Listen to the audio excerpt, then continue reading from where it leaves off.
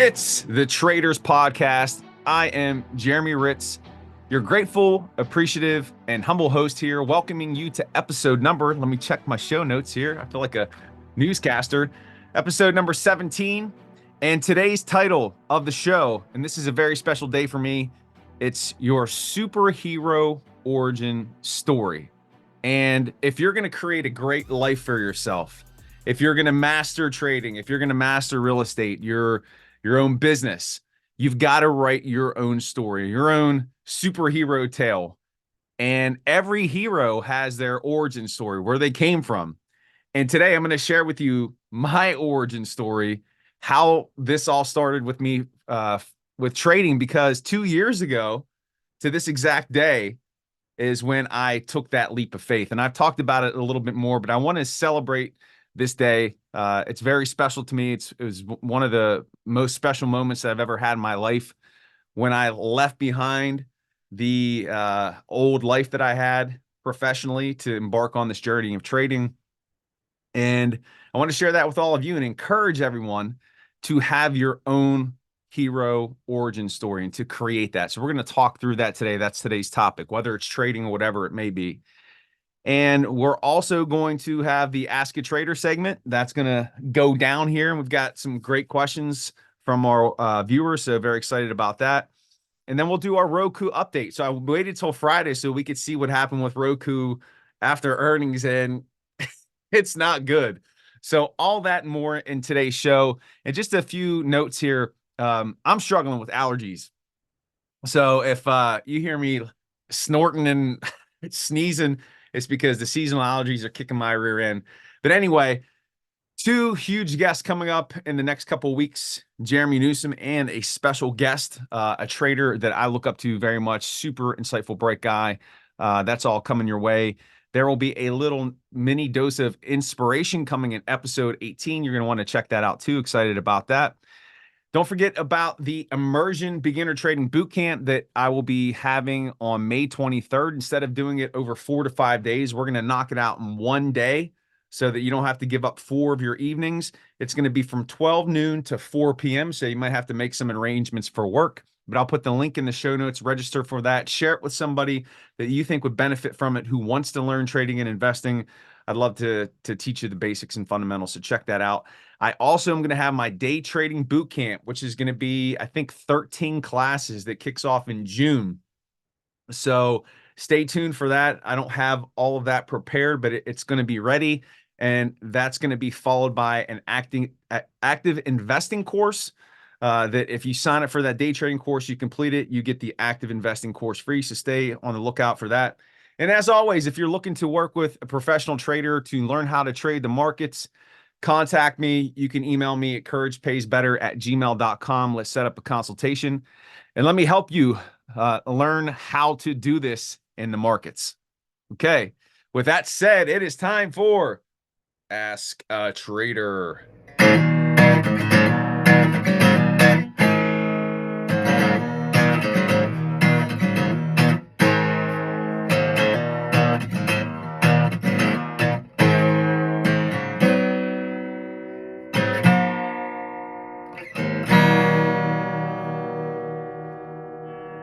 All right, there's the guitar. I'm gonna have to switch it up here pretty soon, but excited about today's Ask a Trader questions. The first one is coming from Brian.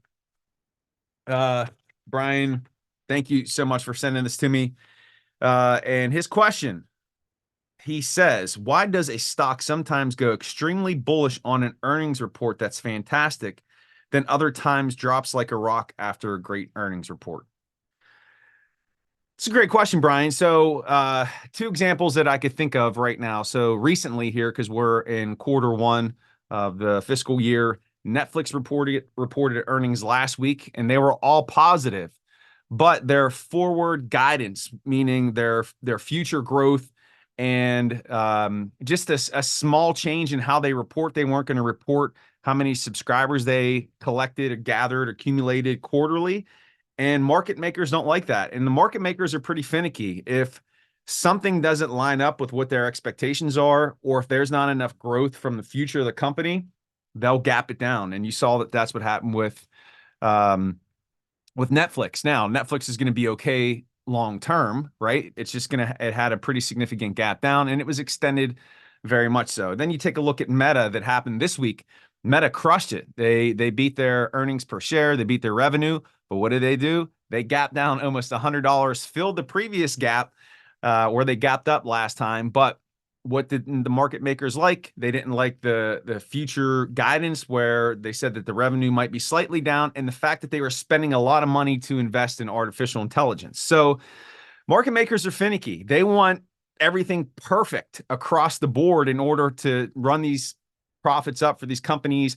But most importantly, what they're looking for, they want the revenue beat, they want the earnings per share beat, but they want future sustained growth. If you don't have sustained growth or something to point to say, hey, we're going to keep going up, we're going to get better over time, then that's going to generate some negativity around the stock, and that's what's going to make it fall. One of the toughest things right now for a lot of these companies that have ran very far, like your Metas, your Nvidias, they're so high up there that they have to, there's a saying out there called hang the moon, which is essentially be perfect with their numbers and their future guidance in order for them to keep climbing up. So your best bet for an earnings play is to find a stock that's at a value that's pulled down into their 100 or 200 SMA. They haven't necessarily had any big moves on earnings, and play those stocks. So I hope that answered your question, Brian. Thank you so much. I appreciate that. And our next one comes from Anthony, the Ant-Man. Hopefully you're doing well, brother. Haven't talked to you in a while. And he asked, how do you know if the trend is in a retest or a reversal? So if it's in this is pretty simple to understand. So a retest just means, let's say that we're in a bullish trend, we're moving up. The retest just means we're going to pull back a little bit, and that's common. People are going to take profit. So if we're in a bullish trend, it's going to pull back because bulls are taking their profit. And then once it pulls back into a moving average or to a support area, then you're going to see that bounce, and it's going to keep going, and it'll have those periods of profit taking, and it'll keep moving. In a bearish trend, you're going to have the same. It's going to go down. You're going to have profit taking, which is going to drive it up. People will jump back in to take it short, and so on and so forth. That's the retest. A trend reversal happens whenever, let's say, we're going up bullish, and then we are taking out those recent lows, and we're going below those lows, and there's no bounce. So those lows that we're making, we should continue to make higher lows in a bullish move. If we take out those lows and make lower lows, then that's a reversal. We've reversed the trend. The same thing in a bearish pattern. If we're moving down and we start making higher highs, we've reversed the trend. It's a reversal. So think of it this way. A retest is just a pause and a breather to continue to trend. A reversal means we're flipping the script and we're headed the other way. All right. So Anthony, I hope that helps. Hope that answered your question. Thanks, man. It's good to hear from you. Haven't talked to you in a while. And then the last question I got, and this is just somebody had asked me this: do you teach your kids trading? And I do, but it's not like I'm sitting there and I have structured. All right, we're doing candlestick analysis this day. We're doing volume profile this day. We're doing this, and this. I talk to them about it, but I'm not trying to force it down their throat. As they get older, yes, they are going to learn it because I want them to have the skill to be able to just hop into the markets, scalp a little bit, have some spending money, especially in college. So as they get older, they're going to spend more time learning this. But right now, just really exposure, talking to them about the markets. I always ask them before I drop them off to school, all right, big bull day, big bear day today. What are we looking at, guys? And they'll make their prediction, and they'll come home from school and we'll talk about what happened. I'll show them the candles. And so just making them aware of the markets. That's what I do. But in terms of like hammering them, they're too young. My oldest is 9 right now, but it's more about letting them know what the markets are, showing them. Now I have had Roland invest in a stock, and he made a $3 profit, which he was excited about. So it's baby steps now, but as they get older, I'll start intensifying what we're going over. So great questions. Thank you so much. Hope you enjoyed that Ask a Trader segment. And remember, once a week now, I'm doing an Ask a Trader live. And it's an opportunity for you to jump on, ask me any questions that you may have about the markets, your journey to becoming a profitable trader. We're probably going to do that Wednesday of next week, so be on the lookout for that. And I'm recording it, and that video will be available on the Courage Pays Better YouTube channel, so check that out. All right. Episode 17, your superhero origin story. Write it. And the reason why I wanted to address that topic today, because it's a very special day to me. 2 years ago to this date, I had reached a point in my life where I was I was done. I worked as a high school principal. I loved it. I can't stress that enough. I love working with the kids, the teachers, just working to make the organization better. But it got to be too much. I mean, to be completely candid, stressful. The hours were insane that you had to put in. And being a principal, it's a time-based business. The first superintendent that I worked for in my previous district, he told me that. He said, if you're going to be a great principal, you got to sacrifice your family. And that was a big dilemma for me. And it got to the point where I couldn't do it and I wasn't willing to do it. And I knew that in order for me to do the job at the level I wanted, I had to sacrifice my family, and I just wasn't willing to do it anymore. And that, with a lot of the stuff that's coming into schools, this was coming off of COVID. And I just got to the point where I was like, you know what? I got to quit talking shit and make a decision. And that was it, because I would talk before, oh, I'm going to do this. I'm going to try to move into a district office job, or I'm going to be superintendent, and that's going to make things better. But that wasn't going to make things better. And forever, I had inside of me this desire to start my own business. That has always been inside of me, and I never let it out. I never took the risk. And it was prom day. It was NFL draft day. The NFL draft is going on right now. And it was the Thursday of the first day of the NFL draft. And I went to Edmund's house and I was like, man, I can't do this anymore. And he walked me through his numbers. He showed me his tax returns, how much he made. And I remember him saying, like, he's like, you could basically sit on your ass and do nothing and make $100,000 in a year. And he walked me through how to do it. I was like, wow. Okay. And so I felt inspired at that point in time. Like, all right, this is something I'm going to do. I don't know when. And I went home, talked to my wife about it, watched the draft, and we were like, yeah, okay, we got some time. We're going to think through it. That next morning, I woke up, I drove to work. I don't know what came over me, but I had this gush of courage and inspiration. And I remember it was super sunny. It was prom day. And I said out loud, I was in my office, I said, I'm going to quit my job. I'm going to go off on my own. I'm going to figure this out. And I called my wife and I said, hey, I'm going to quit. I'm going to submit my letter of resignation today. I'm going to try to make this on my own, start my own business. I was trying to do this replace your school thing. I had trading as the backup. Trading wasn't even my thing. And she said, I support you 100%. Let's go. Let's do it. And then I called Edmund and say, dude, I'm going to submit my letter of resignation. And so I'm going to put it right up here on the screen, the letter of resignation. There it is.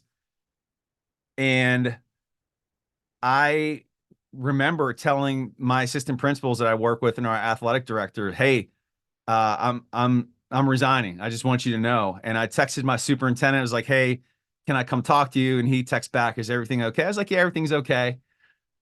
Set up my meeting, walked over to the district office, handed in my letter, and I felt the biggest sense of relief and inspiration and energy that I don't, words can't do it justice. And it's up there with my marriage to my wife, Andrea, the birth of my kids. This moment forever. I'll remember it because it's where I took control of my professional life, my personal life, of everything.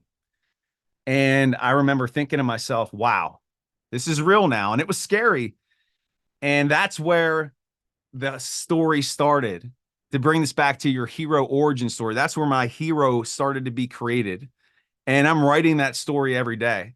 And it scared the pants off of me to make that decision, to leave behind $157,000 salary, benefits, all this stuff. People told me that I was crazy, that I was irresponsible. How are you going to take care of your kids? How are you going to, people, and I told them I was going to trade the stock market and run my side businesses. And they just looked at me like, yeah, whatever. And I just believed.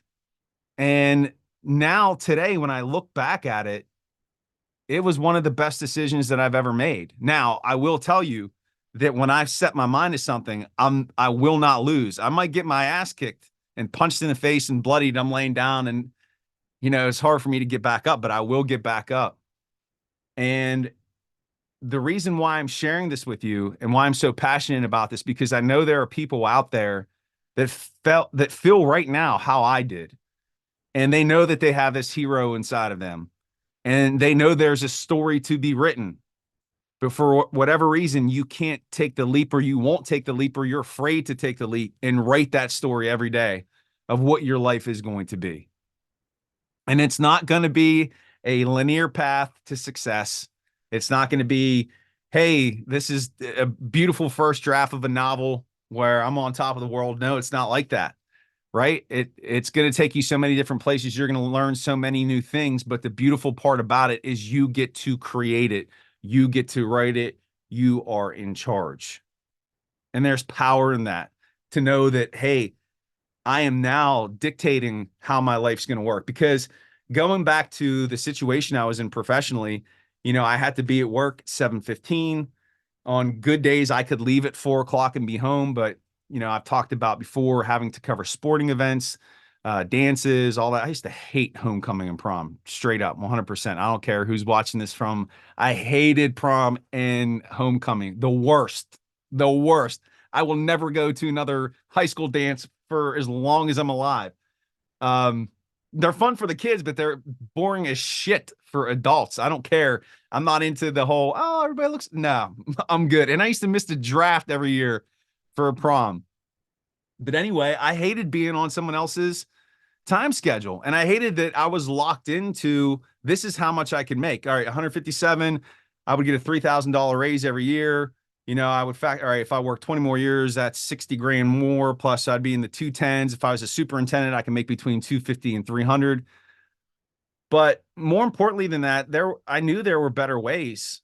And, the one thing that I learned from the markets is that's inconsequential to the market.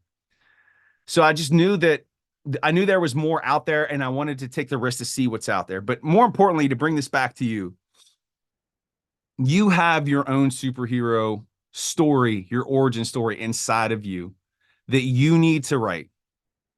And I'm sure that there are people who are watching this right now who that this is speaking to something inside of you, that thing that you need to do, that step that you need to take, the leap that you need to make, the shot that you need to take it. Write your own story. We talk about courage pays better than fear. Everything that you want is on the other side of that. And yes, you've got to be willing to face the demons and the monsters along the way, and it can be scary, but it makes for one hell of a story. And if I could just give you some hope and some enthusiasm and optimism that it can be done, it can be done. You can do it if you're willing to put in the work. And think about it this way. At the end of your life, if you do make that decision, you could look back and say, I wrote that story. Somebody else didn't write the story for me. I wrote it. There's power in that. You could take control. You could do this. Be the hero of your own story and write that story today. All right. So I'm definitely celebrating tonight. It's the second day of the NFL draft. It's my superhero origin day. So hopefully you will take the steps that you need to get where you need to go. But I'm glad to share that with you. And now let's take a look at Mr. ROKU. Let's see how he's doing and what happened. All right. So here's Mr. ROKU right here. All right. So you could see we moved down, went below those COVID lows, and we had a nice push up the last couple of days, right? And yesterday, going into earnings, because they reported earnings yesterday, we pushed up and I was like, oh man, we're going to gap up. And it did. So what's crazy is if you go to post market yesterday, look, it gapped up. It hit $69.60. So I'm seeing this. I'm like, here we go. We're going to run. But what happens? Bam, down. And then you look today, nothing. Right? So struggle bussing. At this point, it's just gonna have to wait. ROKU is this is gonna be a waiting game on this stock. It's not gonna move fast anytime soon. The next earnings report will be in August sometime. They probably don't even have it posted here. Yeah, here we go. It's actually in July 25th. So that'll be the next earnings. So we'll see what happens until then. But I will say this, it did find support here at the low that it made on April 22nd. So that might mean that the bottom is in on the stock. And here's a crazy thing, and this goes back to the question that Brian asked. You know, Roku beat its reported or its estimated earnings and its estimated revenue. But what's hurting it? It's forward growth and the competition that it's going to face. And the market makers didn't like that. So what did? They sold it off. It did get bought up. So now we just got to watch to see where it goes from here. And so I would have to think that the low is in on Roku. The low is in because if you go back and look, you had this big gap down in February, and this was a big old nothing burger. We sold off in the morning, but got bought up at that support. And so now I just think it'll chop, but it's got to start coming higher. Now, $100, that might be farther off. We got to get some rate cuts first, but we could see a decent little move back up into the 70s. And that's probably best case scenario for the time being until the rates start getting cut and we see some of these small businesses coming back. Okay. So Roku, big nothing burger. We'll keep an eye on it. Let's see what happens. And that's going to do it for episode number 17 of the Traders Podcast. Appreciate you guys so much for watching. Please like and subscribe. Leave a comment, share with your family and friends, and I will see you back here for episode number 18 of the Traders Podcast. Take care, everyone.